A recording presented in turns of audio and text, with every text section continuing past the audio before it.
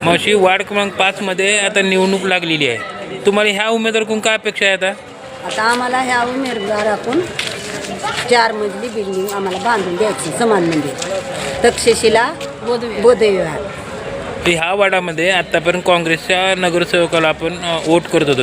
ह्यावेळेस तुमची वोटिंग कोणाकडे असेल? आता कमळाच्या फुलाकडे. आम्ही तरण्याची म्हाताऱ्या झालो, हातालाच होता आमचं, पण यावेळेस कमळाला द्यायचं. ये वार्ड क्रमांक 5 में अभी निवडणूक चालू है, उसमें से उम्मीदवार से आपसे क्या अपेक्षा है? हमें कमल को डालने हमने सुकून है, लड़की बहना के पैसे चालू हैं, फिर काम भी हमारा हुआ है. ऊपर सरकार उनकी है तो काम तो रोड़ा का गठारा का हुआ है. अब जो हमें चुनेंगे उन्होंने भी हमारी व्यवस्था करेंगे बोल के हमें कमल को डालने लगे. हमें अभी तक कांग्रेस को डाले, पार्टी हमें बदली हमें नहीं, अब कमल को डालने का है. अब कमल को डाल के 5 साल देखने का अपना काम क्या करते हैं क्या नहीं. आता वार्ड क्रमांक 5 मध्ये निवडणूक लागलेली आहे. तुम्हाला ह्यावेळेस या उमेदवाराकडून काय अपेक्षा आहे? Vote for Kamal, for Kamal. जैसे कि लाड़की बहन की योजना चालू करे उसने, और दवाखाने की योजना बनाए, जैसे कि 5 लाख का मुफ्त में इलाज चालू है, रोड गटार हमारी स्वच्छता है.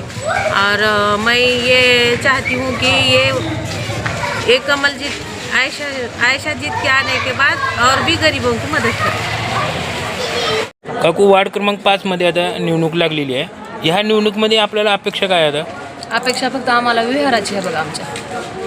आमचं विहार आम्हाला बांधून तेव्हा ते सध्या पडायला आलं आहे बघा, तेवढीच अपेक्षा आहे. म्हणून आम्ही इतके दिवस काँग्रेसला मतदान केलं, पण आत्ता करणार नाही. आम्ही BJPलाच मतदान करणार ह्यावेळेस, आणि BJP जरी निवडून आला तर आम्हाला ही विहार आमचं बांधून द्यावं एवढीच अपेक्षा आहे आमची. आतापर्यंत आपण मतदान कोणाला केले? काँग्रेसला. ह्यावेळेस तुम्ही BJPला करता याचं म्हणजे याच्या पाठीमागं काय तुमचं म्हणणं काय? काँग्रेसनं आमचं काहीच काम केलं नाही ना. ज्या वेळेस ते निवडून आले ते त्यावेळेस म्हणले तुम्हाला बोर पाडून देतो, म्हणले विहाराचं काम करून देतो, म्हणले दिलेच नाही. त्यांनी आम्हाला ओळख देखील दाखवत नाही. मग कसं त्यांना आता निवडून द्यायचं?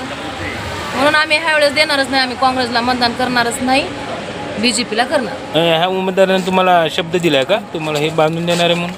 आता निवडून आल्यानंतर देतीलच. 5 मध्ये आता निवडणूक लागलेली आहे. तुम्हाला ह्या उमेदवाराकडून काय अपेक्षा आहे? आम्हाला समाज मंदिर बांधून द्यावं, आणखीन काय अपेक्षा आहे तुमची? बोर द्यावं, आमच्याकडे लक्ष ठेवते. पण आतापर्यंत आपण वोट कोणाला करत होतात? पंजाला.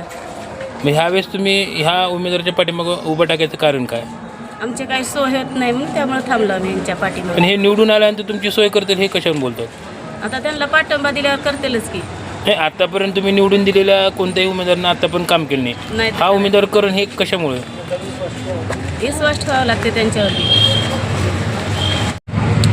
ज्यांचं खाल्लंय मीठ त्यांचंच करावं लागेल की नीट सांगा भैया. मग 5 मध्ये आता निवडणूक लागलेली आहे. या उमेदवाराकडून तुम्हाला अपेक्षा काय आहे? तक्षशिला बौद्धविहार 20 लाख मंजूर झालेले आहे, आणि बोरचं बी प्रॉब्लेम आहे, आणि खाली इथून ते पार मस्जिद पसतं पाण्याचा खूप त्रास आहे. एवढे कामं झाले एवढीच अपेक्षा आहे आमची. आणि पैसे मंजूर असतानाही कामं होत नाही ते तक्षशिला बौद्धविहाराचे. मागील उमेदवारानं हे कामं केली नाहीत, आता हा उमेदवार करून हे कशाहून? आता हे न्यू फ्रेश चेहरे आहेत, थोडी बहुत तर अपेक्षा यांच्याकडून काम करायची कॅपॅसिटी आहे यांची. हे काम करू शकतात असं वाटतंय यांचे चेहरे बघितल्याच्या. म्हणून आपलं मत त्यांनाच आहे का? आपलं मत भाजपा. महानगरपालिकेची निवडणूक आहे आता सध्या, आणि तुम्ही वार्ड क्रमांक 5चे प्रभारी आहात.